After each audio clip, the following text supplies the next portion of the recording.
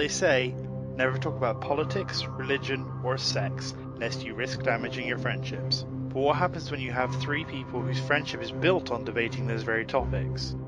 One's a believer surrounded by skeptics, one's a heterosexual surrounded by gays, and one's a moderate surrounded by extremists, and they're all hardly qualified. Introducing Hardly Qualified, a podcast recorded in prosperous Calgary, Alberta, where Will Connor, Rob Walker, and AngryDuck get together every week to discuss the issues of the day. Rob's on the left, Duck is on the right, and Will is stuck in the middle. And here they are, hardly qualified to pontificate about the issues they're talking about. But if nothing else, they're entertaining. All right, well, welcome to Hardly Qualified. My name is William, calling from, I guess not really calling, it's Skyping from Calgary, Alberta. And my name is Joshua, and I'm Skyping from Calgary, Alberta. And you know me, I'm AngryDuck. I'm from Calgary, Alberta as well. Woo! Such diverse geography, I guess. Yeah. You know, I'm a little more center in the north than compared to you two. One of you's in the east, one of you's in the far west, but... So, you know. I'm not that far west. I'm only like 3 minutes away from Cochrane. That's not that far. Well, okay. Perspective. Yeah, compared to Toronto, I'm not that far west. Yeah, no, we're all pretty close, I guess. So Josh is somewhat responsible for this whole mess. Actually, he is responsible for this whole mess. If it weren't for Josh and his ability to socialize and recruit people, the four of us, or the three of us, Bob, Ducky, and I, never would have met. So he has a unique talent for bringing people together. A lot of my longest friends have come from people that I've met through Josh, and you know, while we have fallen out of touch, I haven't necessarily fallen out of touch with those other people. Well, that's what happens when you start a family and move away and get involved with our own lives. It's easy to lose touch with people that aren't connected with other aspects of our lives. You know, does that make sense? Sure. Yeah, and it's thankful to Facebook, I would say, that we've reconnected. I don't know. I would still have any way of contacting you guys if it wasn't for Facebook. Yeah, absolutely. Well, I still have the same phone number. Do you really? Yeah, I've had the same phone number since like 97. Nice. Ta-da! Since my ClearNet phone. Oh, wow. Nice. I've jumped That's a providers rarity. like 4 times, but I still have the same number. Well, I guess now that we're all in our 30s, we're craving our youth or something to reconnect, or I have no idea what it is, but Yeah. I don't care. I miss you guys, so You want to hang out with people that remind you of the days when you were young. yeah. People who aren't going to judge you. Yeah, when you could stay up all night without feeling like trash the next day. Exactly. No responsibilities. It was great. Yeah, those late night Denny's conversations. I remember one night getting pulled over heading back to your place, Josh. And I think it was Ducky and Rob and Jeff and my husband. I think somebody else was in the car too. And I had a broken tail light, and the cop pulled me over. It was like 2 o'clock in the morning. And we're in Forest Lawn, which, of course, is kind of an odd place for 5 guys in a van to be at 2 o'clock in the morning. And they're like, "What are you doing?" And we're like, "We're just coming back from Denny's." And like, "And what were you doing there?" And we're like, "We're debating theology." And this cop just kind of gave me this look like, "Are you effing kidding me?" You asked. So it had to do a lot of fast talking to get out of that one, but ended up with a $40 ticket anyway for having my tail light out. Could have been worse. I had... Yes. Yeah. When honesty can sometimes cripple you. Yeah, absolutely. Yeah, honesty sometimes isn't the best policy, but... I'm sure he went back to the station that night. He's like, "Okay, I got one for you guys." How many... Have you guys ever met drug dealers and gangbangers who talk about theology? At least I got $40 out of the deal. I don't know. I think we were probably too white. So, but okay, that was way more racist than I intended it to be. But no, there's white gangs running around in Forest Lawn. Yeah. Well, at least there were a couple of years ago. I don't know if they're still there or not. I hear that No, of Forest course Lawn not. is... It's completely cleaned up. Haven't you heard? Yeah, right. No, Well, you I've live heard there, that Forest right? Lawn has... I've heard that Forest Lawn has been taken over by Ethiopians and Sudanese, so... I don't know how true that is, because I haven't been there in years, but it's almost impossible to see a white face down there now. I wouldn't agree with that. There's no Sudanese oppressing me right now, so that's all I can say. Well, I didn't say oppressing. Well... Ruling over. He's holding you accountable to your words there, buddy. When I said taken over, I meant emigrated into. I didn't mean that there's like a little fiefdom going on. Well, if we're going to be pendacted, it'd be immigrated. Yeah. But I'll forgive you. Anyway, this is just, yeah. So, well, thanks for joining us, Josh. You are doing a wonderful job of filling in Rob's spot as we record this episode. While he's in the UK, he could have joined us, but he decided to sleep instead. I don't know why, but whatever. 5 o'clock in the morning there right now, or 3 o'clock in the morning, something like that. It's a lack of commitment on his part, if you ask. You travel halfway across the world for your degree. You should at least be willing to stay up and chat with your friends for 2 hours. Mm-hmm. He needs to loosen his boundaries a bit. Yes, absolutely. So, yeah. This is, although, when this episode airs, who knows when that's going to be, right? So it could be 6 months from now or something. So maybe Bob's still here, This is episode, whichever one comes after the last one we aired. Yeah. So. Yeah, this is oh my God, we couldn't get together and we screwed up type of episode, so. So we're going to try to stay away from topical stuff. Right. Which means... Oh, that sucks. Okay. That throws I know, because all the interesting stuff is the topical stuff. I know.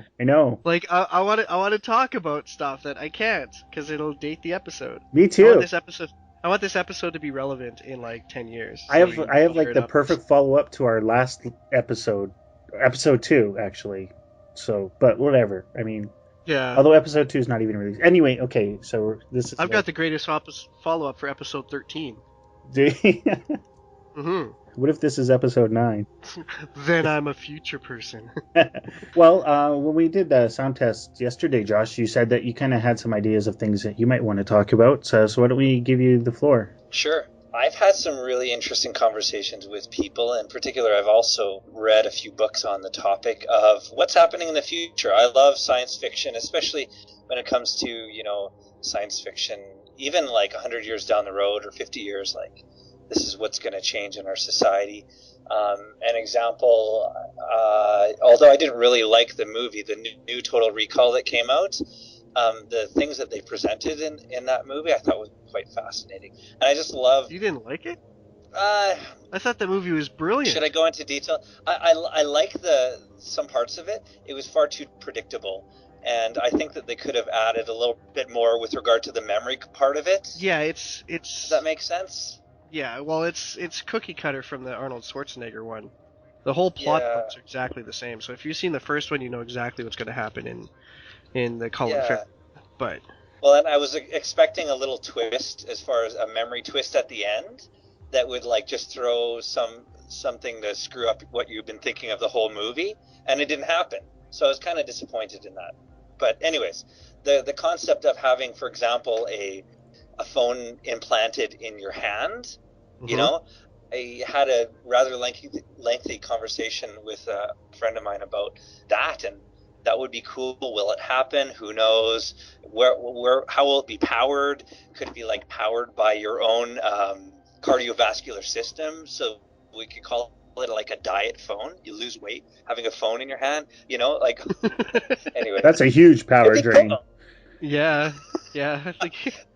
Well, I don't know. Anyways, is he diabetic or does he just have firmware version 2? Oh. Well, if you've ever played some of the cyberpunk games that have been around since the 80s, the whole idea of cyberware and wetware and the ability to merge the man-machine interface is a fundamental sort of concept and theme in a lot of these games. If you ever play Shadowrun, there's actually every time you put a piece of tech in your body, you lose from a stat called essence, which is sort of your way of describing how human you are. Yeah, your humanity. And there's always sort of the question that the more tech that you have in your body, the less human you are.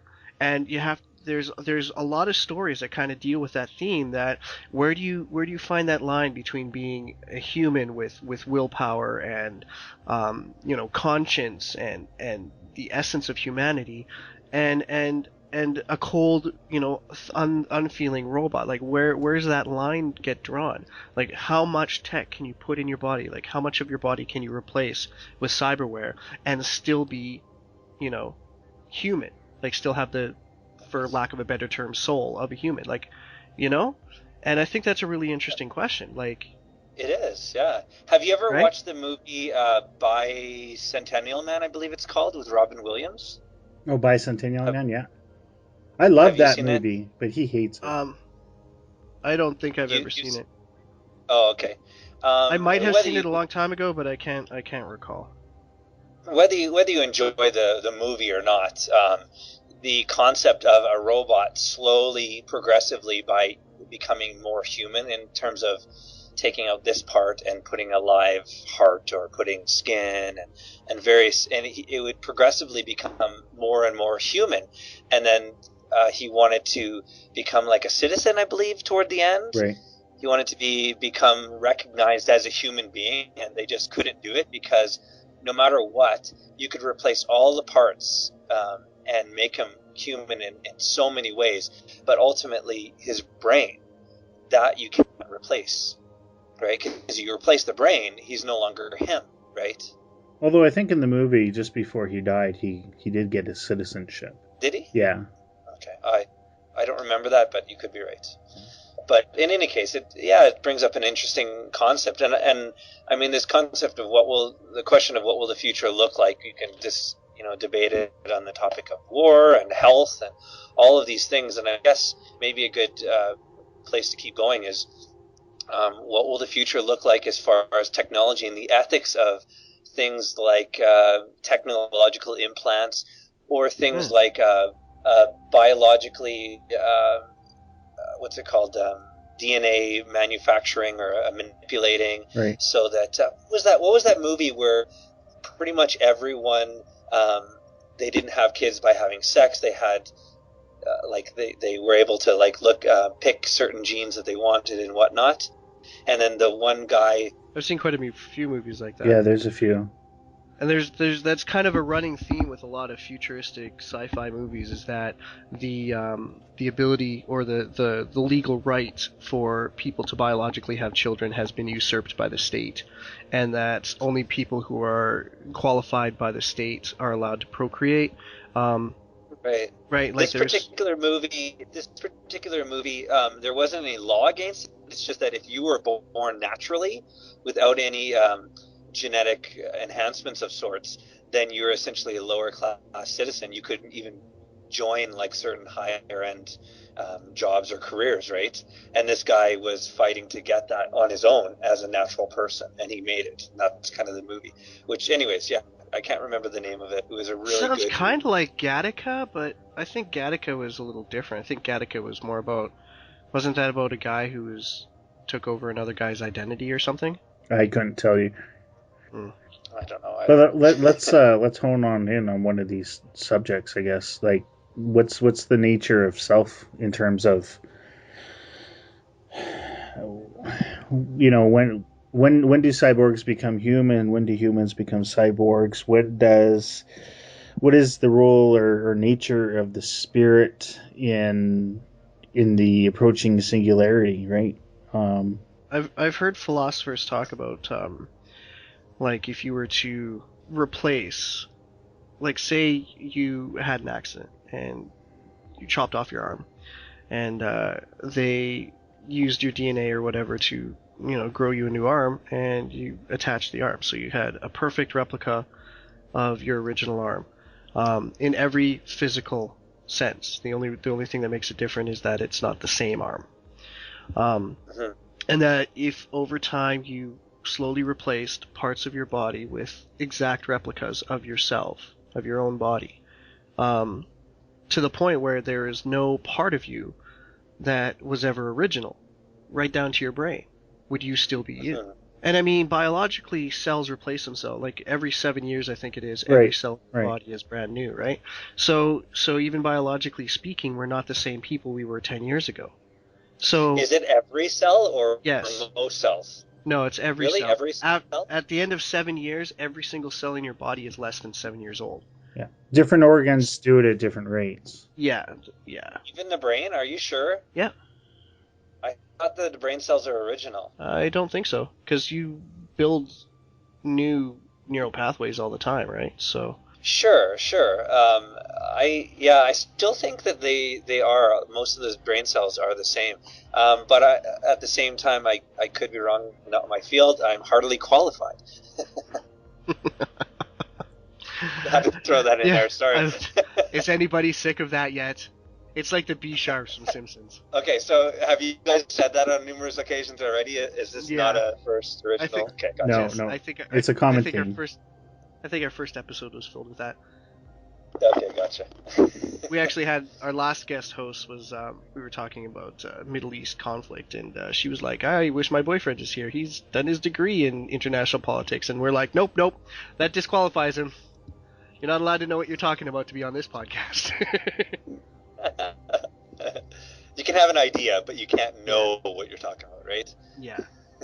So it looks like there's emerging evidence from Princeton saying that brain cells renew themselves. Yeah. Oh, okay. So, okay. Oh, there you according go. to the internet. Say how often? According to the internet. Well, say how often. It's a new thing, right? I mean, you generally don't want to go poking around in brains. Not live brains, anyway. You don't want to be sampling them every 60 days, right? So. Right.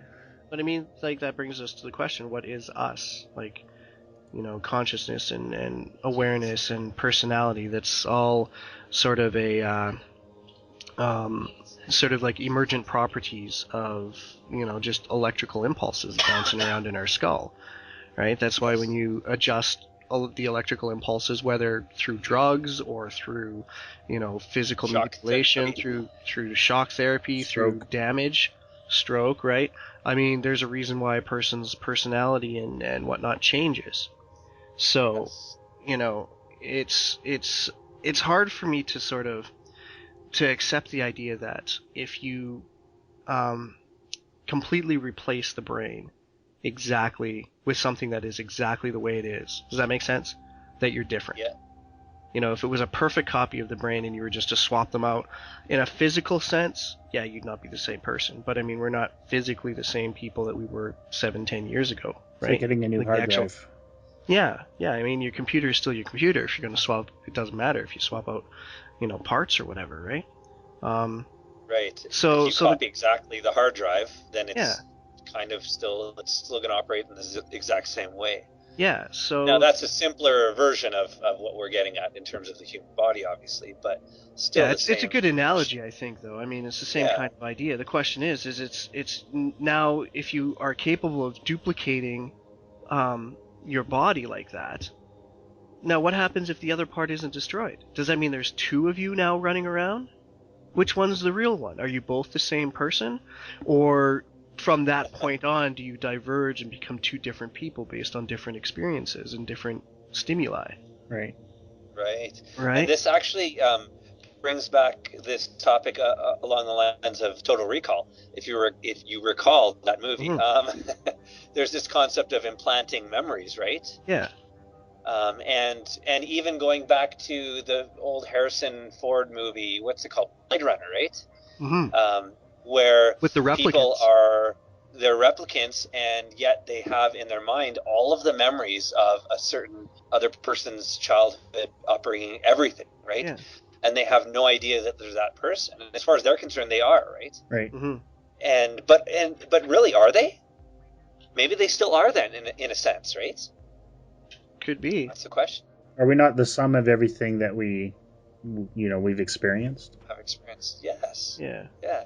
I think to some degree we are, and to be honest, I question the ability, even like like thousands of years down the future, of being able to replicate the brain. Like replicating body parts, okay, yeah, I think that's going to happen probably, quite easily within the next 100 years. Brain and all of the synapses and like actual memory in the brain, I don't think that that'll ever happen. That's just my hardly qualified belief. I don't agree with that. I think it's definitely possible, and that it's more likely than not going to probably happen. Unfortunately, like the saying goes, science accumulates knowledge faster than society accumulates wisdom. I think that True. The problem we're going to run into is that, what's his face, like Ian Malcolm says in Jurassic Park, we were so preoccupied with whether or not we could, we never stopped to think if we should.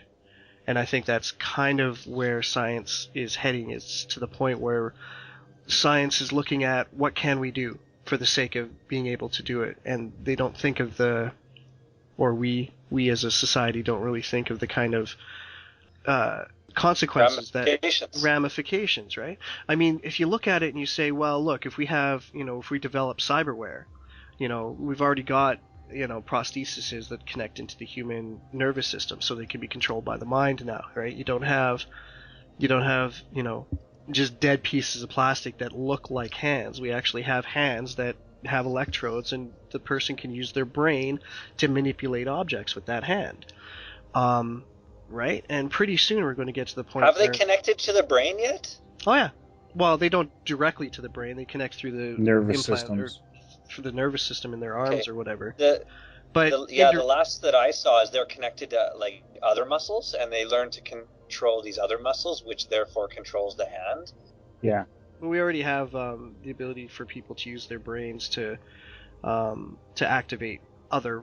Like, I've seen things where people have had implants put in their brain that work things like, six-legged robots or whatever, and they just learn how to send the correct impulses to the electrodes that tell the robot how to move. Yeah. So I mean, it's to the point now where we're going to be able to replace body parts, right? Like, as soon as Nike comes out with a cyber leg or something, that there's going to be people lining up to chop their legs off to get, this implant put in.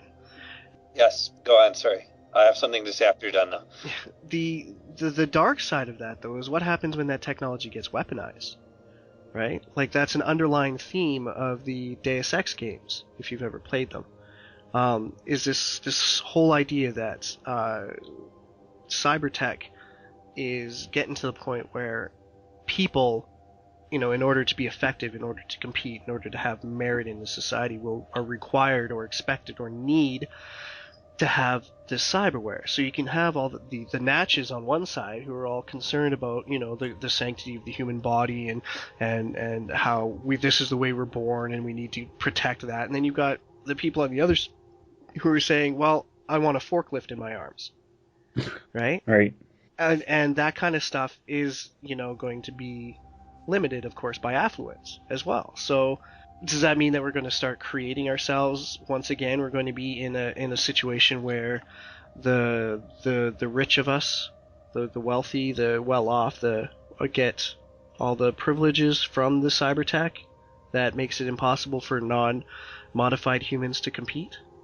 I don't know if I'm worried about that so much, but I'll let Josh contribute his thought. Okay, thank you. First of all, I think that if this does start to happen, which it will, I think it's just a matter of time, let's be honest. It has happened, but it's only in a very small scale and only for people who have lost limbs for whatever other reasons, right? Or have some other need to have these electronic implants. But as it progresses and as it becomes less expensive, you're right. People might say, oh, I want this. I want to chop my arm off and have an electronic arm or whatever. But I think that the human being is made to have a real arm, and there's going to be so many side effects. Think about it. If you keep going down that road, you can become like what was the name of that brain on the Teenage Mutant Ninja Turtles? The Brain. Was it the Brain? I think it was some other name. Oh, anyways, right. Whatever. I know what you're talking about. Was it Kramer? No, it wasn't Crane or... Anyways, whatever. I have no idea what you're talking about, so... So it was a brain that just had these little brain arms, that's it, and controlled this big, basically robot. Yeah, And so like what RoboCop was too. his brain? Yeah, and so will we ever get to that point? I mean, I think it's more so as body parts degenerate that we're going to want to do that sort of thing. But we're going to find out, I think, quicker or sooner rather than later, that that sort of thing doesn't work very well. Technology, even as implants or however you want to call it, it's a last resort. It needs to stay as a last resort, not as a common thing that we all get because it's the new latest cool thing. You know what I mean? I think that the purists or the naturalists are going to totally win out on this because there's going to be data, there's going to be studies done on it to show that this stuff is harmful, be it psychologically, physiologically, etc., etc. Yeah, but then that's my prediction. Does that even I disagree with your point. I don't think it'll be harmful, but I'll for the sake of argument, I'll concede that. Would that therefore give the purists or the naturals the right to legislate what a person can do to his or her body? No, but they'll do it anyway. Even if it is harmful. They do it already. Or should we? So we're bringing law and politics into this. Oh, everything is political. All speech Everything is is politics, right? Because, if we prohibit it, because it's harmful, then we're going to end up opening up a black market. And it'll just be gun control, except it'll be, robot arm control, cyberware control. You know what? I'm going to hold you right there, Ducky, because now is a really good time for a break. Okay. Because we have to do that. Otherwise, people drive off cliffs or something. I don't know. They need to go to the bathroom or process stuff. But we have breaks. Do I hit stop then? You what? No. No. Keep it recording. We just don't talk for about 10 seconds, so there's a nice big open gap of nothingness. Yeah. And then we drop stuff in later. Yeah. Does that mean I have to make up a couple new ads? You guys' ads are awesome. Anyway. I am not just a voiceover boy. I have a name. I have rights. Say the goddamn line. This is hardly qualified with Will, Rob, and Ducky. Please tune in every week, or else I'll get the hose again. This message has been brought to you by the Society for the Prevention of Cruelty to Voiceover Boys. No actual voiceover boys were harmed in the making of this broadcast. All right, so that was a really good ad, as usual. Yes? We always talk about it retroactively, too. That was a good ad. I hope you enjoyed that product and or service. I know you guys worked really, really hard on it. I can hear the sound quality improving, and, the writing is definitely getting better. No, I'm kidding. Okay, anyway, back to the conversation. Yeah, at some point they're going to realize, they have no idea what we just heard. But so, for all our listeners, I do it arbitrarily. Yeah. I unilaterally decide what I'm going to fit in there, and if it's just 15 seconds of beeping or squawking, so be it. And it's done retroactively, so not live. But anyway, going back to this idea of cyborg enhancement versus naturals, as Josh called them, I almost wonder if it's not even going to get to that point. So when we look at, Moore's Law has set an amazing precedent for the evolution of technology, and we've stuck to it with amazing consistency. Now, sure. you expressed, Josh, a doubt that we would get to the point where we'd be able to map the brain. But say we reach that point before our, legislative instincts kick in. One of the things that is definitely foreseeable is brain backups. Yeah. Where you would be able to, continue living in wet space, yet still have a cyber backup of your brain in case something went wrong. Or completely the other way around. You don't have a cyber backup of your body at all, that you're just in a pod and you interact with the world through your surrogate. Yes. Right? That was a great movie. I enjoyed that one. Right? Because I think that's probably where we're going to go. Because Avatar. Because again, I have to take it back to video games, because I really think that video games is a medium that helps us really explore these kind of ideas. A lot of games, they have a mechanic built in that says, okay, if you die for whatever reason, you can respawn, you can come back to life. And a lot of the science fiction games try to explain that. It's not like you playing Quake and you just push a button, you're back, right, with no explanation. So in games like Fallen Earth, you're a clone and you wear a collar, and your collar constantly reads what your brain looks like, and then when you die, it transmits that information back to a pod that regenerates the brain as it was before. In EVE Online, it's the same idea that your brain is mapped.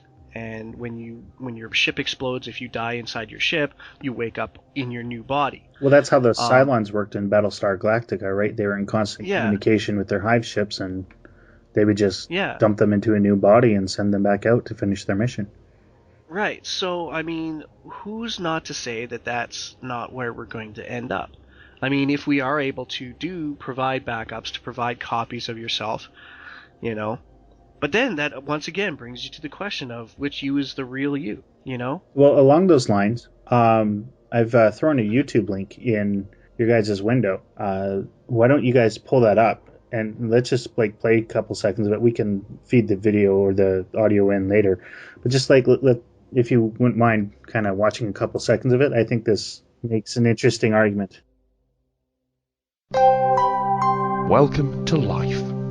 We regret to inform you that your previous existence ended on January the 14th, 2052, following a road traffic accident. However, your consciousness was successfully uploaded to the Life Network by your primary care provider. You may be experiencing some confusion. Please remain calm. Life contains... Your mental state is being temporarily adjusted in order to calm you. Please remain calm. Life contains over 30,000 unique activities, networking with millions of other digitized minds, and the ability to contact undigitized friends and family. Please accept these terms and conditions in order to continue life. Your attention is particularly drawn to Section 2, Usage Rules and Limitations, Section 9, Privacy, and Section 11, Restricted Mental Activities. Thank you. Please select a life plan. Tier 1 is our premium offering, allowing full uninterrupted simulation of your pre-terminal state. It includes unlimited modification of your body plan, accelerated learning and recall, and full personal backup facilities. Tier 2 is our advertiser-supported offering. It contains many of the features of Tier 1, but at a significantly reduced cost. Some areas of the environment, such as the sky, may be replaced with targeted advertising, and your personal brand preferences may be altered to align with those of our sponsors. Tier 3 is our value offering. Thanks to our commercial partners, your experience at this tier is unlimited. However, some activities, sensors, and visual rendering options may be subject to a fair use policy. More complicated mental processes, including subconscious thought, creativity, and self-awareness, may be rate limited or disabled at times of significant server load. Thank you. Your stored mind contains one or more patterns that contravene the Prevention of Crime and Terrorism Act of 2050. Please stand by while we adjust these patterns. Your stored mind contains sections from 124,564 copyrighted works. In order to continue remembering these copyrighted works, a licensing fee of $18,000 per month is required. Would you like to continue remembering these works? Thank you. Please stand by.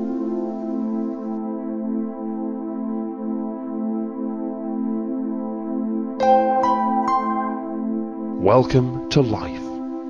Do you wish to continue? The music on this is so calming. Yeah.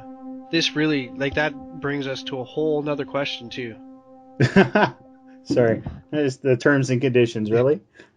Yeah, rejecting these terms will result in termination of your simulated personality. There's no negotiation on that one. Yeah.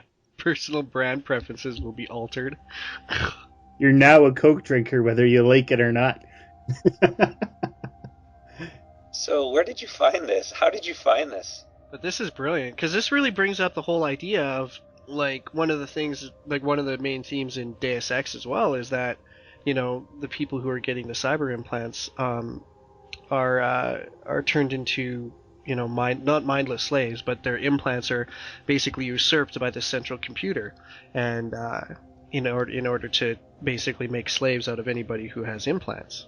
Because the chip that controls it all is hackable or overrideable by people with access to the network and whatnot. So in the end, you have to decide who owns the hardware, right? I mean, do you own it, or does the computer the manufacturer who produced it own it, right?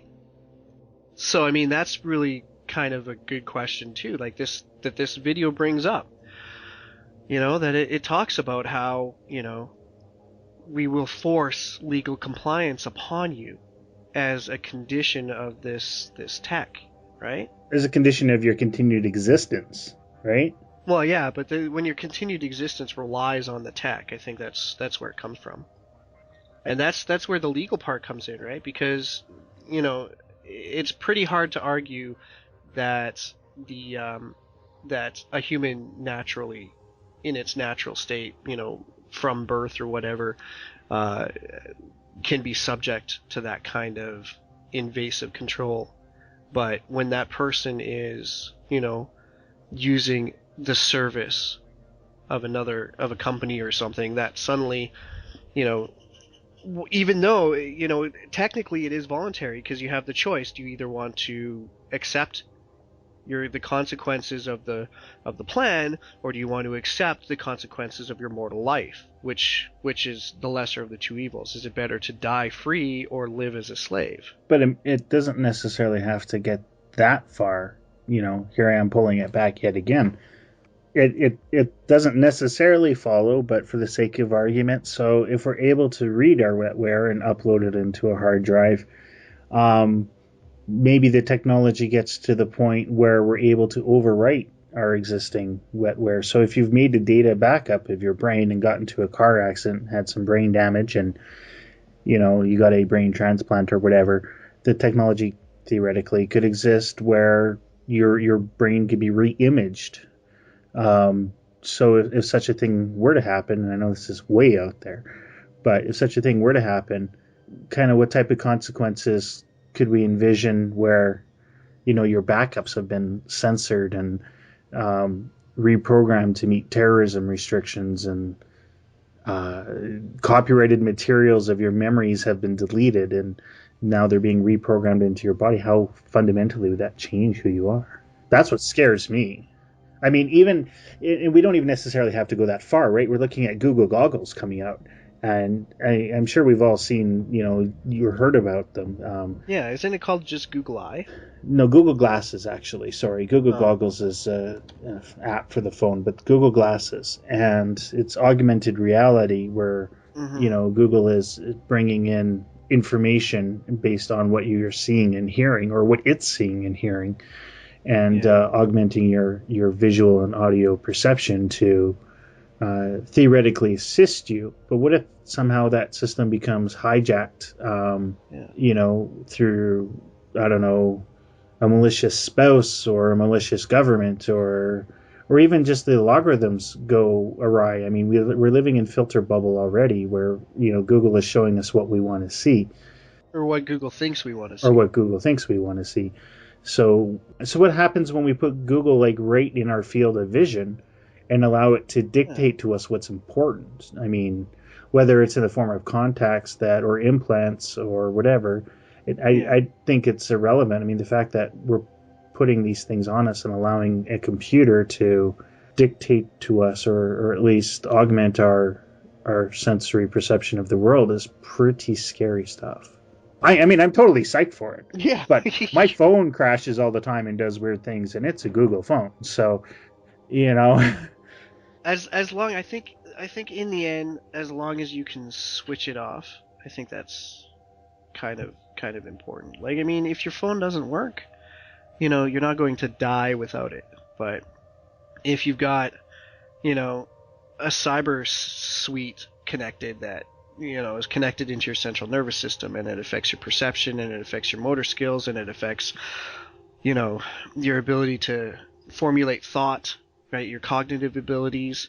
When does it become when do we become so reliant on it that we can't or won't turn it off? Because you know that there are some people these days who say phrases like, I cannot live without my cell phone. And I'm like, you can totally live without your cell phone. You just have become so dependent on it that you can't fathom a situation in which you would be happy without it or be content without it. Right? Psychological addiction. Oh, totally. I mean, Yeah. we've in our house we've abandoned alarm clocks. We keep our phones with us. We take our phones to bed. Mhm. We take our phones to the bathroom. We take our phones everywhere. Well, I don't take mine to the Some bathroom. of the best gaming happens is in the bathroom when you're sitting on the can, uninterrupted. Okay, well, It's maybe that's you fantastic. guys. I don't have video games on my cell phone, so. You have a feature phone. No, I don't. Do you No. still have a flip phone? No, it's not a flip phone, but it's certainly not fantastic. It's not like a smartphone, so. I mean, it can barely play audio, and it can't even play video. It tries to play video, but it just says, nope, I don't recognize this. What's an AVI? So. Your internet is too advanced for me. Yeah. Yeah. But, no, I mean, I do the same thing. Like I was saying at the beginning, I keep getting this phone call from an 800 number that's called me 6 times today. And I work nights, so I'm sleeping during the day. And because my cell phone is my alarm clock, I cannot turn it off.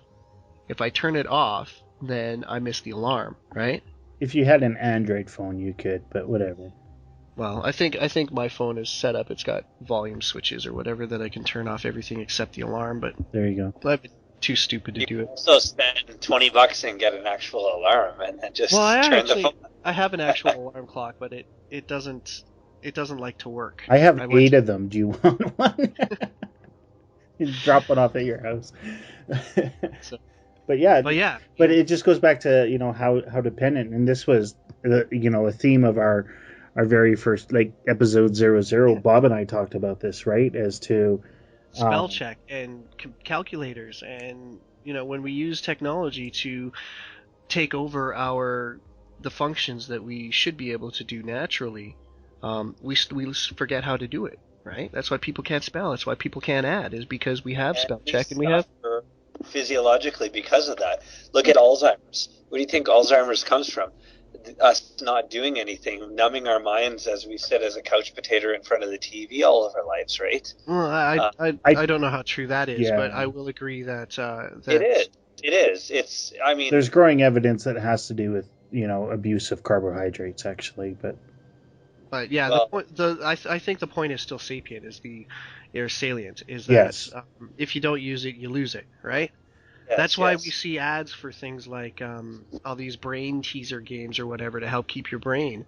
Because, I mean, we used to have to, when we were out in the fields and we had to hunt, we were watching stuff. We had hand-eye coordination. We had to do counting. We had to do adding. We had to learn how to share our thoughts effectively and coherently. We had to basically all this stuff that made our brain actually do work. And we don't do that anymore. I don't know if that's true. If you look at elderly people too, we live old, and we never used to live old too. So that's another factor in that. But I think also, I mean, one of the main things is the muscles and the way that we use our bones and our muscles and various other parts of our body, or the way that we don't. I mean, the way we don't use them. See, and I would go with you on that. I disagree that we're not keeping our minds sharp. I think that when we look at the role of video games in our society for expression and storytelling and visual acuity and reaction times, our ability to socialize, how easy it is to write and whatnot. I mean, I think that how many people play video games though? But whatever, there's other things. We live in an intellectual playground in our society. I mean, more so than ever. It is easier to engage the mind. However, I think it's come at the expense of the body, and it's a complementary system. And when was the last time you climbed a tree? When was the last time? It's been a long time. When was the last time you climbed a fence? Right? I haven't climbed a fence since I was a kid. Oh, when I was a kid, I climbed a fence 5 times a day. Yeah, we didn't use gates. We just hopped the fence. Exactly. I used to walk to 7-Eleven to get my bikes. Slurpees. Now I jump in the car, It's true. And so I want to add to what you were saying there, Will. I agree to an extent, like especially the Generation X or kind of around this generation. Yeah, it's a intellectual playground. I would agree with that. Intellectually and in terms of stimulation for people in our age, yes, I agree. Assuming they continue that on to when they're 70, 80, 90, which, I mean, that's to be determined. But there's one aspect of the mind that I think we are definitely lacking, and that's our connectivity with each other and the depth of relationships. Yes. And I think that or that lack, and it's not with all, but I would say it's with a huge chunk of our society, that lack is going to do something really bad to our brains as we get older. Do you guys remember the show Sliders? Yes. Do you guys remember the episode where they Why don't you explain the concept for those who may not? Okay, Sliders was a show from the late 90s, I think, where there's a group of people traveled between parallel universes. So it was a good way to explore different possibilities, or, as if they were real or whatever. Like there's, some where the Nazis won and some where Soviet Union had taken over the U.S. and that kind of stuff. But they had slid into one universe where there was a big global war, and the wars were fought using like giant mechs, like big walking robots with nuclear missiles mounted on them. And the way they were controlled was by basically people in pods. Like you connect a computer to your brain and sit in the chair and you control it remotely. Right. And what had happened is this had happened previously. So they had slid in and the war was over, and there were only 2 people left on the face of the planet, and they were controlling mechs that they were shooting at each other. And they were kids. Like one was a little girl and was 10 years old, and one was a little boy, was 11 years old or something, right? And they basically what had happened. My roommate is telling me that was an episode of Sequest. I don't know how true that is. I remember it from Sliders, but anyway, they basically had these 2 people whose only capable interaction with the world was through these mechs. And when the team showed up, they disabled the mechs and they popped the kids out, and the kids did not know how to interact with each other. Right. And that's kind of the point that we're getting to now. I mean, sure, we have Facebook friends, and sure, if you play World of Warcraft, you can say it's a social game, and that's totally true. But without the context, like, I mean, you know how to interact with people, and I will steadfastly defend MMOs as a social interaction. I don't care. I really, really find people who say that those aren't real friendships or those aren't real people that you're talking to. I really disagree with that sort of assertion. That being said, the medium is not the point. The point is the depth and the longevity, I think. That is what we're lacking. I disagree with that. I think that they can be just as valuable, but I think the medium is very important. That if you are friends with a person through Facebook or through World of Warcraft or through some form of technological filter, through whether it be email or telephone, that really dictates the context of the relationship, and that's why it can be really easy for 2 people who get along really well, through technology. If they meet face to face, it's just they stare at each other and they don't know how to interact, or vice versa. Well, people get along really well in person, and then you try to talk to them on the phone, and it's just dead air on both sides, right? Right. I think that the context of the medium really affects the relationship. That the relationship is tied almost intimately to the medium through which it's felt or propagated or whatever the phrase is. Yeah, I see what you're saying. When I said depth, I meant things like body language, things like that as well. Like, how do you have a deep relationship with someone over text message? Perhaps I should use a different term besides depth. Maybe not SMS, but when you're talking about World of Warcraft, if you're or planet side, which is my addiction, planet side too, as long as your interactions with the people are going to be on tactics, or game strategy, as long as conversations about friends, family, like, it can't just be about that artificial world. Otherwise, those aren't nurturing relationships. Those are just... As long as you're invested in the welfare of the other person, right? I mean, I think that's kind of the defending line is if you're invested in the welfare of that person, you know? Like, if that person were to die, would it bother you? Right, and that's what we're slowly but surely, actually, maybe even quickly, we're losing that nowadays, right? Well, I don't think we're losing it. I think it's just moving. Well, what do you mean it's moving? It's moving. The medium is moving. Like, I mean, to the point where now, if somebody that I know, that I only know, you know, electronically, like members of my WoW guild, that I've known for years and years and years, and I've talked to but I've never met, like Willie, who does our voiceover work, right? If he were to, you know, get hurt or would suddenly disappear, like if he suddenly just disconnected and we never saw him again, I would miss his presence. Does that make sense? Right? Yeah. I think technology is allowed for fractional intimacy, if that makes sense. Yeah. Yeah. It's different than if you're really close with your brother, let's just say. Really close, like to the point where you hang out all the time, he's your like main social support, whatever, right? And that person all of a sudden died. Total different story, right? But I guess the point I'm making is nowadays, people are moving so much, and therefore the depth of relationships has become a lot less. And I'll give you a perfect example. One of my best friends way back in the day, you guys remember him, Daniel. Swedish Dan, yeah. Yeah, he moved to Nova Scotia, right? And we still talk. We're still connected, but by no means is it even close to what it used to be, right? Yeah. And that sucks. I mean, quite frankly, that sucks. But I'm not blaming him. I'm not saying anyone's to fault or at fault. But regardless, families, close friends, there's this lack of longevity. Whereas before, it's like you know, hundreds of years ago, you're born and raised in a village. You stayed in the village. And you barely even left the village your whole life.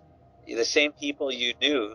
Yeah, in episode 3 we mentioned that we were talking with Maya about the whole idea of tribalism and how those of us in the new world can't really relate to that kind of thing because we don't have that sort of attachment to a plot of land. We didn't grow up in the same village with the same family for 10 generations, right? That's right. We're more nomadic, actually, you know. Yeah, we're more nomadic than we were before. Yeah, and we're not nomadic. We're not more nomadic by tribe anymore either. Like, you know, when we think nomads, we think, you know, like Bedouins in the desert or something, right? Where you have a whole tribe or Aboriginals who used to follow herds of buffalo or whatever, right? And it's the whole society we get up and move. But we're like individual nomads. We have no sort of tribe. We have no social society that other than the grand like Canada or whatever, right? Yeah. So I mean, it's really easy for us to move around and lose those relationships that are intimately tied to location. I think I have to push back on that, Josh. You know, and the reason for that is I go back to the intermediary of Facebook. You know, the one application in my life that I can't seem to do without yet. I absolutely hate having to rely on. But anyway, it's allowed me to stay globally connected. I feel, you know, more than back in the 90s and whatnot, or 80s when the term came out. I feel that we are really living in a global village. I have friends that, you know, just moved to Thailand, or one that just moved back to Hong Kong, and another that just moved back to Thunder Bay. And I know that I'm going to be able to stay a part of their lives almost as much as I am, you know, when they were here, because I may not have physical contact with these people every day, but Facebook allows me to keep abreast of their what's going on, either through private chats or wall posts or news feeds. I think that it's actually allowed me to keep the strength of those relationships despite the physical absence. So I would kind of have to push back on that. Yeah, and I totally agree with you. And that, I mean, so many people I'm in touch with now, I've either kept in touch with or reconnected with, like you guys, through the internet, which is fantastic. and different people use it in different ways. Some people on my Facebook, Ducky, you remember Catherine? Like, Yes, I did. I added her to Facebook way back in the day. Do you think I said a word to her on there? Yeah. Not a word. Not Do you a think word, I've read any of her posts, if she even has posts? I don't even know. You know what I mean? She was the one who had the friend, what's her name? Dorota? That's right. Oh Yeah. my goodness. Oh, Yes, you've got I a remember. memory. Well, she was a pretty girl who had a really unique name, so yeah, you bet I remember. But anyways, yeah, it depends on the person, Will, right? It totally depends on how you use that. But I think that on the whole, as a whole, yes, more people are connected in some way, and you get an idea of what's going on in their life. You keep in touch. But it's very superficial. But the depth of that relationship, I think, for the most part, suffers. And what ends up happening is you end up knowing like 700 people barely. No, Yeah. I disagree. I think I that's know the case more. in your life. I applaud you, and I think that I'm not saying it's not possible to continue the depth, but I think that it doesn't happen very often. And if that's the case with you, I think that you're the exception to the rule. That's just my thought. I would think that it's a generational thing. And I have to separate. I mean, even though we're all kind of the same age, I would have to separate myself out a little bit just because I am currently, taking a bachelor's degree. So a large part of my immediate social group is 18, 19, 20-year-olds. And how's that going for you? Great. Everyone thinks I'm 24, and it drives my husband nuts. But he feels old when he walks into the building. I don't. But anyway, I see them for the most part, not exclusively, but for the most part, sharing very personal and intimate things, and at different levels. I mean, on Facebook, you can categorize levels of trust by creating groups and whatnot, and filter out what certain people can see. I need to learn how to master a little bit better. And I think maybe people in your generation and beyond, Gen X and up, or even millennial and up, well, that's kind of the dividing line, I really think. But let's say Gen X and up don't really make the distinction. I think they take Facebook as kind of like an all or nothing medium. That's my experience, is that people they don't really remember the time before Facebook. Right, we're old. I remember the very right. We didn't have internet. We didn't have the first computer I ever played on was a Commodore 64 with logo, and that was grade 4 or grade 3 or something, right? And it was fantastic. It was like, look, I can make the triangle move around on the screen, and 2 hours to download a piece of porn at grade 11. Yeah. And if somebody picked up the phone, anyway. Yeah. Yes, yeah, but yeah, I mean, we remember a time before all this internet connectivity, right. And I think that's really why we're kind of the middle children here, because we have like the generation before us grew to adulthood and basically built their lives without it, right? Right. Like, I mean, they had teletype machines where they put the little phones on the hooky dealies and it would beep beep beep beep beep, right? This was before fax machines even. And the generation after us has never been without internet connectivity, right? They've never been without broadband, sure. So we're kind of like the gap, or the bridging the gap between the pre-information and the post-information singularity or whatever, right? And I think that's why you'll have, our parents will almost uniformly say that computers are a bad thing, that they destroy human relationships. And our kids will almost universally say that the internet is a good thing, that it maintains and it helps generate human relationships. And then you have those of us in the middle you've got, Will, who says, yeah, sure, we've got all these, it helps me maintain relationships with people with whom I would have lost touch if the physical connection was all we had. And Josh, who says, well, relationships maintained electronically don't have the depth or the longevity that goes with that personal connection. And, I'm kind of stuck in the middle. The solution to that paradox comes from choice. Mm-hmm. Yeah, I guess. I mean, I choose to be more active and integrated into Facebook. So let me talk about that then. I got to chime in now. So can you hold on 1 second? because we have this really, really awesome break that everybody needs to hear. Yes. Yeah. It starts with a beep and it ends with a beep. Ready? 1, 2, 3. 3, 2, 1, go. If you're hearing this, it means that neither Ducky, Will, nor Rob bothered to make anything to fit in here, so I had to do it. I hate those stupid wankers always expecting me to pick up their slack. You know, it's not like I have anything better to do, like being British and drinking tea or anything. I just sit around all day, waiting for the chance to do voiceover work for their silly little podcast. Time. Oh, wait, time's up? No! I was told I had 20 seconds and I'm gonna take my... And that was the beep. Beep. There we go. All right. So sorry, you were saying, Josh. Okay. So when things change, you get a spectrum of people in whatever generation you're looking at. The spectrum may look different, but in particular, in our or younger than our generation, you've got a spectrum of people in terms of how they adapt and how they respond to this changing both technology and the way that we interact with each other because of technology and all of the other things.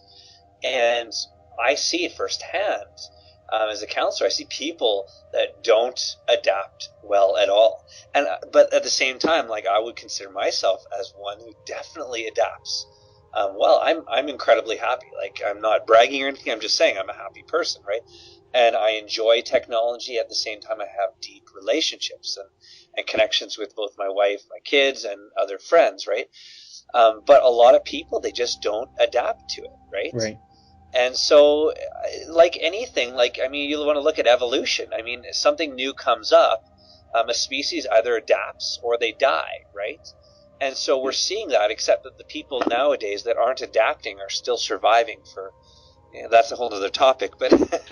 Yeah, they're becoming sort of like antisocial hermits or whatever, right? Well, not right, entirely. right, and to some degree, are they still having kids? I don't know, right? So there's an element of biology there. There's no question about that, biology and genetics in terms of whether they adapt to this new way of living, a new society, and new norms. But a lot of it is the way that they're raised.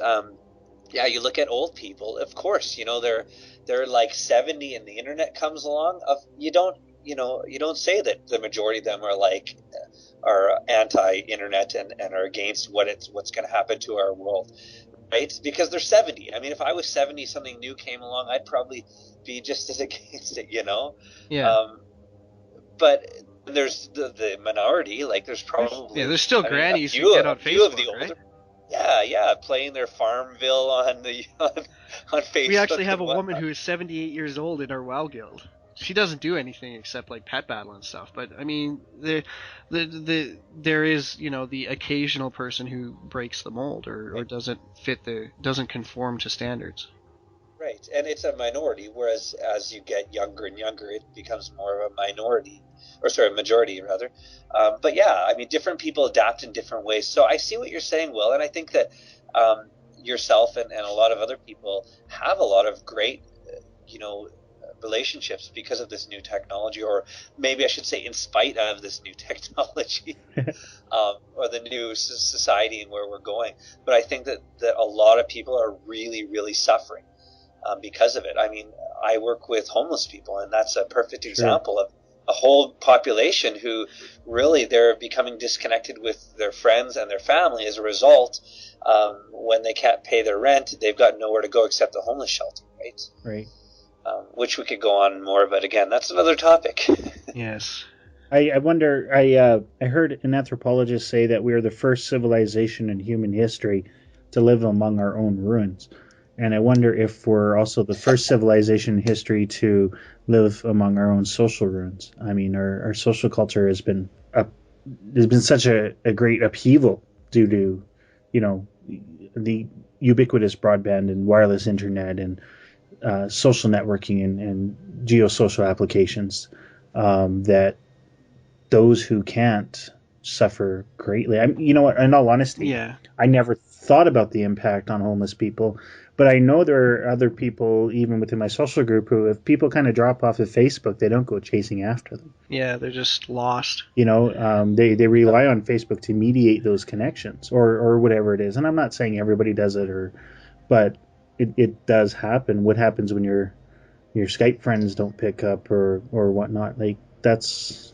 Well, another question I have to ask is how much of that is the medium?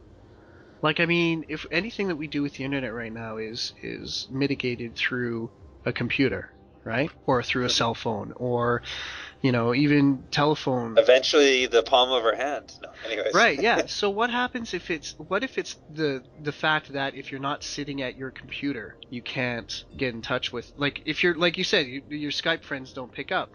The only reason that they don't pick up is because they're not sitting at their computer waiting for your call. Right? So what happens if we remove that separation, and what instead if our Skype call goes directly into their brain and they can pick it up from wherever they are? Would that reintroduce the depth of our relationships? That it is almost, the illusion is there. It's not person to person anymore. There's still a mitigation, but right now my relationship to both of you is mitigated. You guys are faces on a screen and voices in my headset, right? You're not real people with whom I'm sitting at a table having a discussion. So... Oh, sure, break the illusion. What's the difference between something implanted in the brain so that you can converse and whatnot in that way, and the fact that the majority of people with smartphones essentially have them practically implanted beside their brain anyways? Well, because the point that I'm trying to make is that the illusion is almost exactly the same as reality. If you were able to hear them directly into your ear without going through a cell phone, if you're able to see them, like, you know, a Skype call starts up, and say I'm sitting on the C train, right? I'm sitting on the C train, a Skype call starts up, and my perception expands to where I can see an image of you both sitting on the C train seat with me while we're having a discussion. Now, Sure. Right?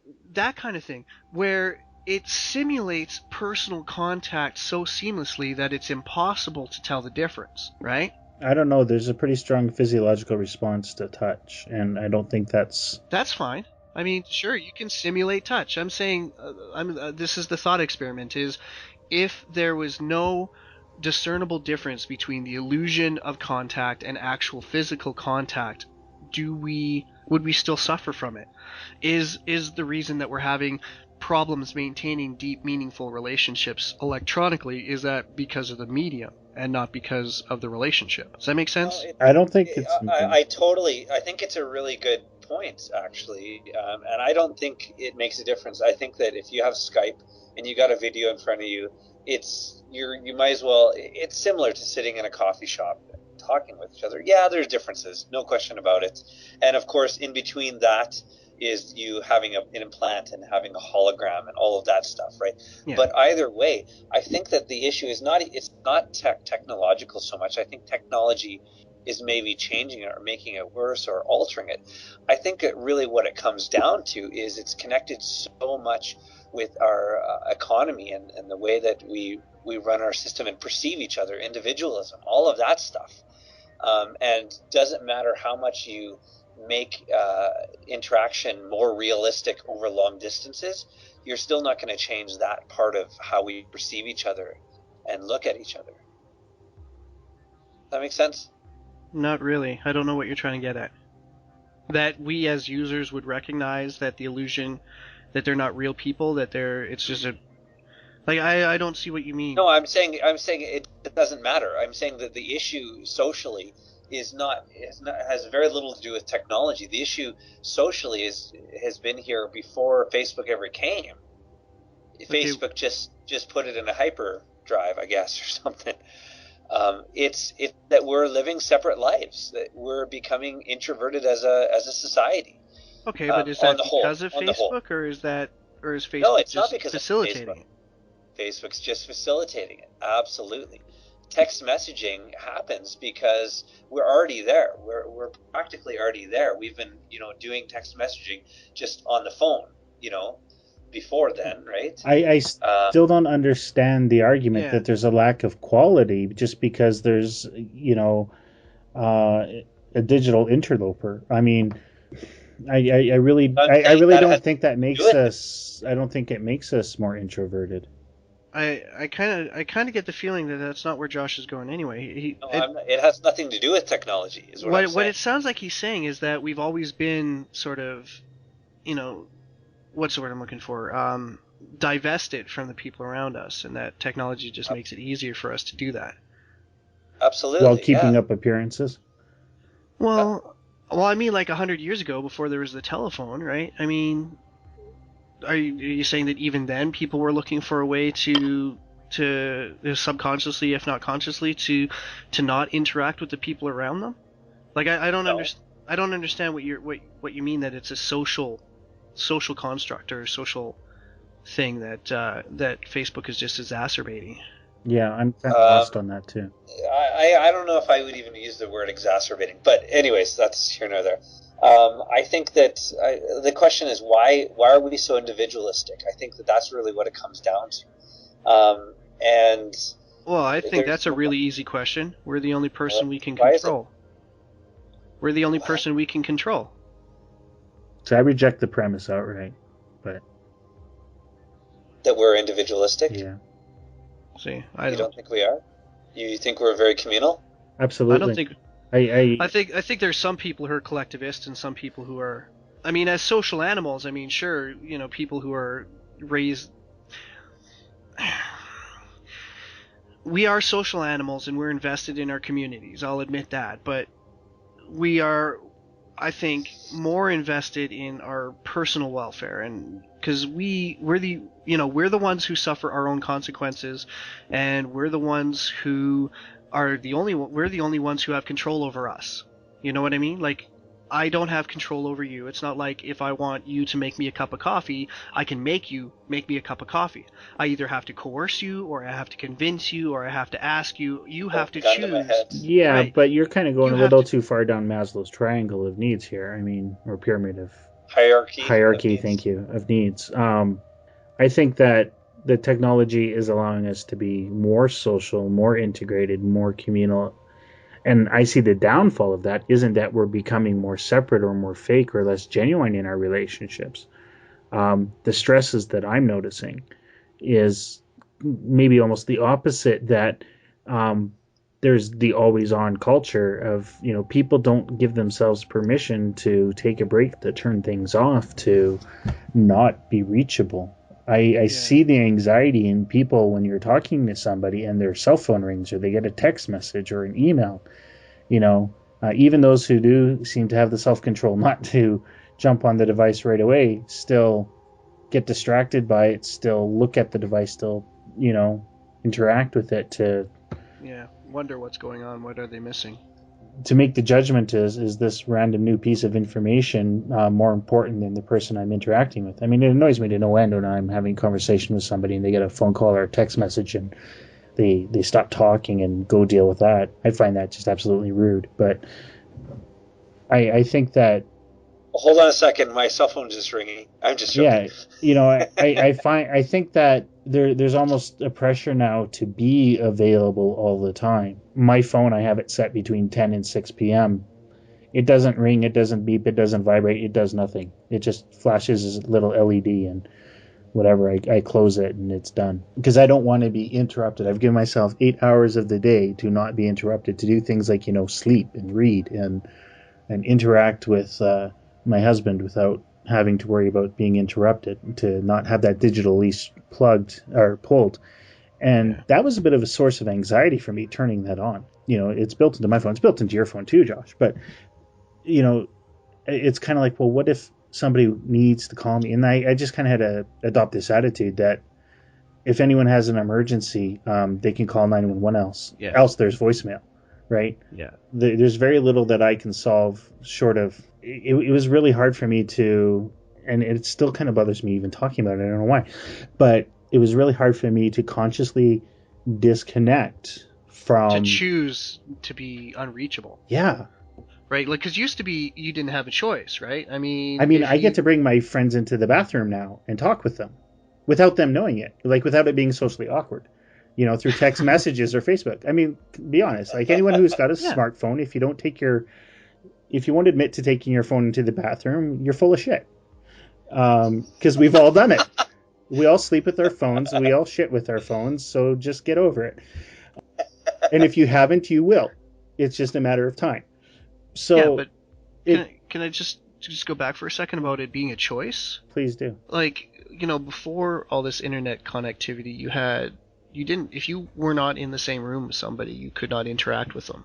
And that wasn't, a conscious decision, to not be in the same room with somebody, unless of course it was. Right. But I mean, if you're at work or whatever, you're not with your family. Your family's somewhere else, so you can't interact with your family for the time that you're at work. And then when you go at home, you can't interact with your workmates while you're at home because you're not in the same room.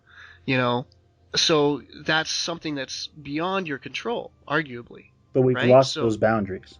Right. So now it's a conscious decision to cut contact with people. It's not, a natural state of the environment. And I think that's where a lot of the anxiety is coming from, because then people have to say why. What is it about this person, or why am I choosing to ignore them?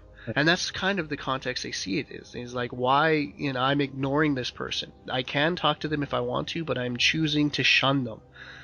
And I think that's where a lot of the anxiety comes from, because arguably you don't want to shun people you like and get along with, or people that depend on you.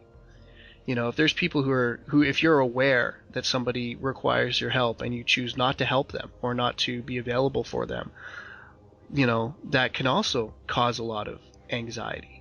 And I think that's where a lot of it's coming from, is that it's now a conscious decision to shun somebody if you don't answer your phone right away. Well, for me, it's a blanket thing, but I agree. And the other person I would submit probably feels the same anxiety. I have a friend who will return a text message within 24 to 48 hours if he remembers to check his phone. And that's incredibly irritating, because I expect him to be available when I demand it. Yeah. Because everybody else expects me to be like, it's this new part of the social contract that's come up, and I think that's probably why I feel guilty really for opting out of it. I'm sorry, the social contract. Okay, fine, the social habit. Yeah, I know. It's just Bob was using the social contract as a way to justify all his craziness the last couple of times we were talking, and I really, really hate that kind of the blanket term of social contract this, social contract that. So sorry, I didn't mean to go off on a tangent there. I just really don't like that phrase. No, I went off on the tangent or what first. It represents, because I didn't sign any fucking contract. But by being in a society, you have inadvertently agreed to certain pressures that are being imposed on you, whether you like it or not. Yeah, I know, and I think that I would applaud changing the terms and conditions of that contract without either notifying me or without my consent or input. That's where it really bugs me. The social contract this, the social contract that. Who cares? You had 12 years of education in which you could have chosen to opt out afterwards, and you stayed. That's what Hobbes would argue. But anyway, Josh, where am I going to go? Mars is not available yet. The United States, Great Britain, Iraq, Afghanistan, I don't know, there's 200 some odd countries on this planet. So Josh, did I answer your question at all, or did I just kind of go off on a tangent and you're like, what the hell is he talking about? Refresh my memory of what my question was that you were answering. We don't. I guess that answers that question. Yeah. I don't know. Before I dragged us off on the social contract bunny hole, you were talking about how you expect people to answer your text messages within minutes because people expect it of you, and it irritates you, and this friend of yours takes 2 days, if even then. Well, I was just kind of building on the whole anxiety of, willfully disconnecting from this rapid response digital leash that we carry, and I know it's not like that with every social group. It very much so within mine, and having that one outlier kind of is like get with the program, right? So yeah, I guess just at the end you have to decide: do you control it, or does it control you? Well, for the last 4 years, it's controlled me, and I'm trying to wrestle back control of that. But I think Josh's original question was talking about technology facilitating some sort of introvertedness, right? Well, I don't know what introvertedness, but sort of introversion. Maybe that's the wrong word. It's more of a lack of desire for deep relationships, and it's not even a lack of desire, it's a fear. I think there's so many people that I've interacted with that have been hurt by relationships because there's this low level of commitment, whereas it used to be high with friends or spouses or everybody, really. Yeah, if you're so easily discarded, right? Exactly, it's so easily discarded, and so people get hurt. And I mean, again, they're the lower end. That's a bad phrase. Not the lower end people, but there are a certain type of people that are the ones that usually get hurt more often than the rest. And as a result, they end up becoming hermits and hiding. And it's adaptive. It's like if everyone you meet hurts you, and every time you disclose something some piece of depth of your life to someone, they stomp on it. You don't say that you're going to hide from people. Like, obviously, right? And so you've got a whole group of people that are suffering from depression and anxiety and social phobias and on and on and on and on. And psychosis even probably is related to that too, because of this, the way that our society's changed in terms of how we perceive relationships, how we do relationships. The transient nature of relationships and the lack of commitment. And I mean, look at the divorce rates of marriages is a perfect example of how that's obviously happened, and the increase of cohabitation before marriage, which I'm not saying is bad.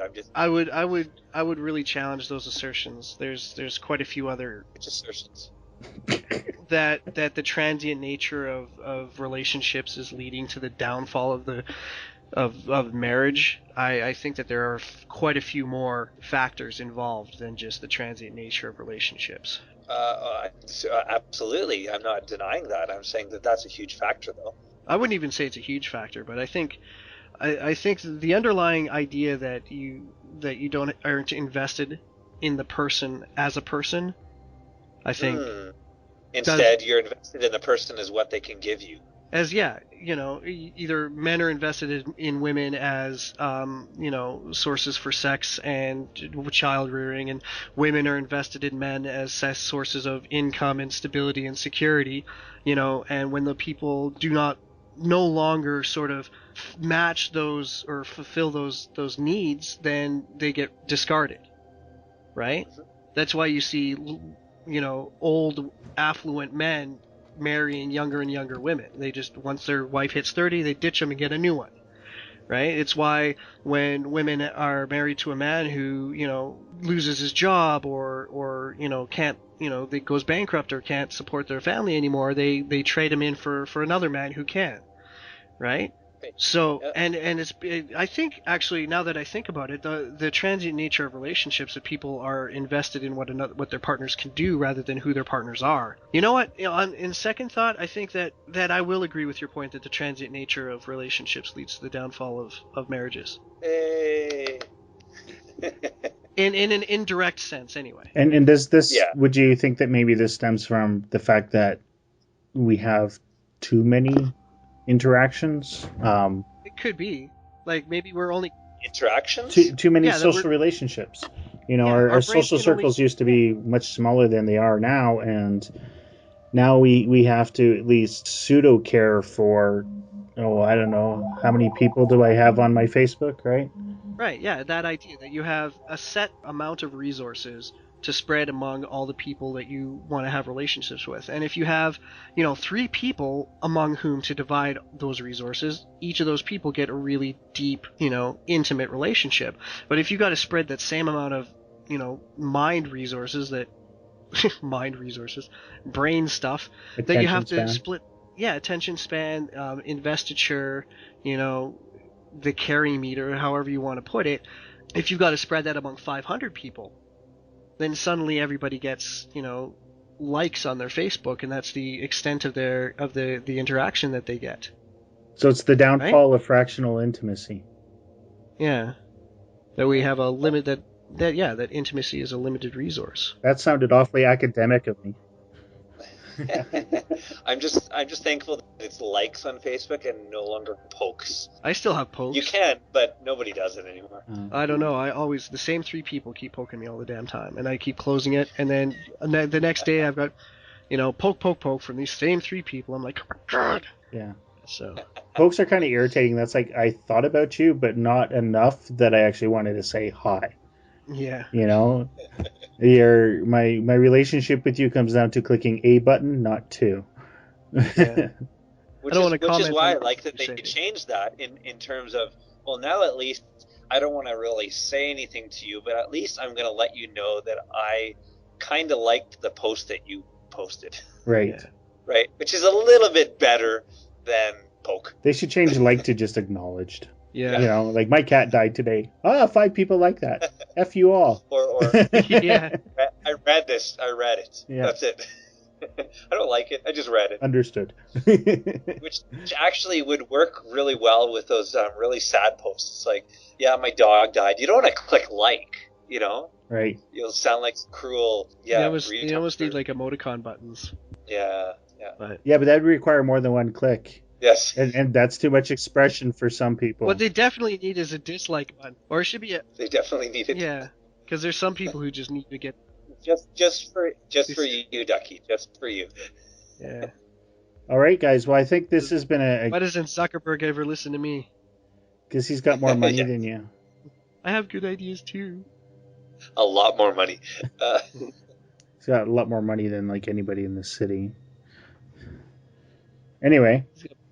I think he's like fucking almost like he. You know, we went the whole episode without you swearing. And Are you sure? No. You swore. Did I? He said. You said poopy. All right. You There. said doo doo. Fair enough. So, but well, I think we should kind of wrap it up. I think that was a really cool conversation. You jumped right in, Josh. You know, there was those ums again. It always happens at the end of the episode. You notice that? Yeah. I digress. okay. I've come to recognize them in the waveform now, so I don't even listen to it. I just go, that's an delete. That's an delete. That's an delete. Mine look like Africa, don't they? A little bit, yeah. Yeah. Anyway, so yeah, it's been like, you know, when we did the sound test and we started doing this originally, it was like the intervening 10 years or 15 years had never happened in terms of the ease with which we could pick up the conversation and move on. And I think very true. We've shared that here, and I really appreciate having you on and talking to you. And we'll definitely welcome you back at some point in the future. That episode may actually air before this one, so you know, this might sound a little out of sync to our listeners if that happens. So if so, deal with it. Any final thoughts or parting shots, Ducky? No, not really. Other than I'm really looking forward to the cyberfication of mankind. I think that it's about time we started taking direct control of our own evolution. And even though there are a lot of dangers and a lot of risks involved, I think that there will be benefits as well. And like with any new technology, there's going to be people who misuse it, and it'll be up to those of us who use it correctly to police those who don't. And I think that I'm going to be a member of the Purist clan, and I'm going to live till I'm 120, while Ducky dies of an infection due to his implant or cancer or something related to. I'm going to live forever. I'll just changing, just keep swapping body parts. You know, sure. Technophobes always forget about medical technology, don't they? Yeah. Yeah. But anyway, advances in medicine are technology too. You don't necessarily have to have metal in your body. I mean, you do, but whatever. So, yeah, any final thoughts or parting shots for you, Josh? Just one last thing, I guess. I just appreciate having a chat with you guys, and I remember back to the days when we had when we had many debates and discussions, and I have to applaud both of you guys for you've definitely are showing a lot of maturity, and in terms of there's a lot of ambiguity, and you know, considering both sides and listening, all of that stuff. So I appreciate that. That sounds a little condescending, man. No, well, okay. Let's be honest. It's nice. It's nice to hear you guys having a conversation like grown-ups. Well, I it's just because I'm not pissed off at you because you broke our alliance in Risk. That's why. There's a lot less yelling than there was 15 years ago. Back in the day when especially you were really passionate. You would just, if someone wanted to mention something, you just get louder and louder, and that person couldn't be heard. And it just has happened here, which is a nice breath of fresh air. So yeah. Have you listened to any of our podcasts? Have you listened to me, Bob and I go at it? Because that's exactly what it's like with Bob.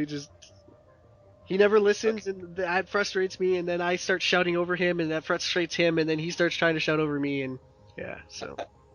Okay, maybe I'll have to take back my compliment at a later point. Yeah. For now, it stands, okay?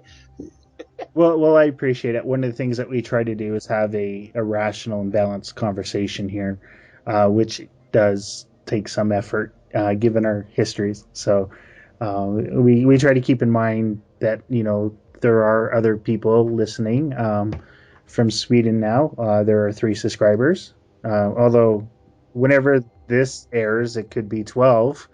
So maybe I shouldn't say that. But yeah, our numbers are steadily climbing every week, and that's pretty cool. So I really appreciate our listeners. We're getting a lot of feedback from people who are listening to episode 0 and episode 1 saying you guys got to stop talking over each other and add breaks and everything else. And if you've made it this far, you know that we've already done so. So it's been a great experience. Our first couple of episodes were a huge learning curve, but I think we have our style down, and I'm really glad that you were able to come on, Josh, and it was really nice to talk to you and stare at your picture for 2 hours. And like I said, we'll see you again. And I know, Ducky, I'll probably talk to you about 15 times in the next 5 days, so I'm not too worried about that. Yeah.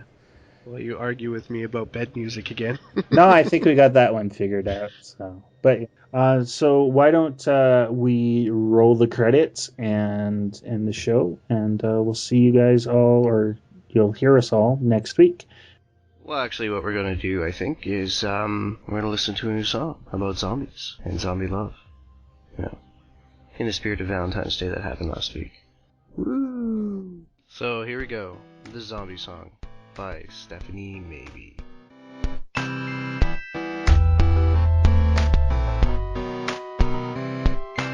Our love story could be kinda gory, far from boring. We'd meet at a post-apocalypse. Yeah, I'd be slowly walking in a group stalking you. You'd be the only man alive that I could not resist. Then all of your friends, they'd try to kill us, but only because they'd be jealous that our love is deeper than Edward and Bella's. Oh, if I were a zombie, I'd never eat your brain. I just want your heart, yeah, I don't want your heart, I just want your heart, yeah. Oh, if I were a zombie, I'd never eat your brain. I just want your heart, yeah, I don't want your heart, I just want your heart, 'cause I want you. You'd be hiding in a second floor apartment, knocking all the stairs down to save your life from the undead. Double barrel shotgun, taking out the slow ones. Then you'd see the passion burning in my eye, and I'd keep my head. Then all of your friends, they'd try to kill us, but only because they'd be jealous that our love is deeper than Edward and Bella's. Oh, if I were a zombie, I'd never eat your brain. I just want your heart, yeah, I don't want your heart, I just want your heart, yeah. Oh, if I were a zombie, I'd never eat your brain. I just want your heart, yeah, I don't want your heart, I just want your heart, 'cause I want you. And I tried not to bite and infect you because I respect you too much. If that's why I'd wait until we got married. Oh, and our happiest days would be spent picking off all your friends, and they'd see a love this deep won't stay buried. If I were a zombie, I'd never eat your brain. I just want your heart, yeah, I don't want your heart, I just want your heart, yeah. Oh, if I were a zombie, I'd never eat your brain. I just want your heart, yeah, I don't want your heart, I just want your heart, 'cause I want you.